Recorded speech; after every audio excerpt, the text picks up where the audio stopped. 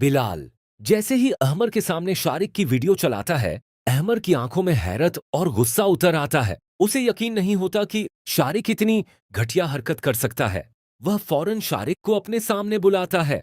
पहले शारिक हर बात से इनकार करता है, लेकिन वीडियो सामने आते ही उसके चेहरे का रंग उड़ जाता है और वह कोई जवाब नहीं दे पाता। नाजरीन अपने शौहर का बचाव करने की कोशिश करती है, मगर घर के बाकी लोग भी सच्चाई देख चुके होते हैं। अहमर साफ कह देता है कि अब वह किसी भी साजिश या धोखे को बर्दाश्त नहीं करेगा।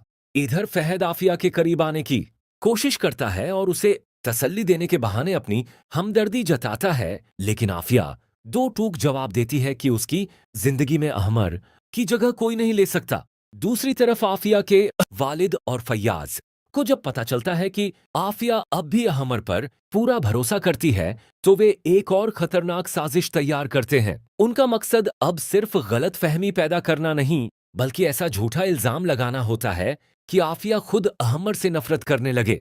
लेकिन बिलाल को शक हो चुका होता है कि शारिक अकेला नहीं है। वह उसकी हर हरकत पर नजर रखना शुरू कर देता है। इसी दौरान वह शारिक को एक सुनसान जगह पर किसी अनजान शख्स से मिलते हुए देखता है। बिलाल उनकी बातचीत रिकॉर्ड कर लेता है, जिसमें शारिक कहता है कि बस कुछ दिन और, फिर अहमर और आफिया हमेशा के लिए एक दूसरे से दूर हो जाएंगे। इसी बीच आफिया के मोबाइल पर एक अनजान नंबर से अहमर के खिलाफ कुछ तस्वीरें और गंभीर इल्जाम भेजे जाते हैं।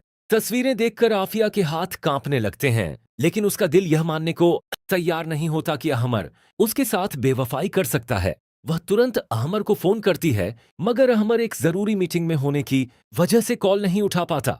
फहद इस मौके का फायदा उठाकर आफिया को समझाने की कोशिश करता है, लेकिन आफिया साफ कह देती है कि उसे अपने शौहर पर पूरा भरोसा है और वह किसी की बातों में आकर अपने रिश्ते को खराब नहीं करेगी। जब अहमर घर लौटता है तो आफिया उसे तस्वीरें दिखा देती है। अहमर तस्वीरें देखकर हैरान रह जाता है और कहता है कि यह सब एक सोची समझी साजिश है।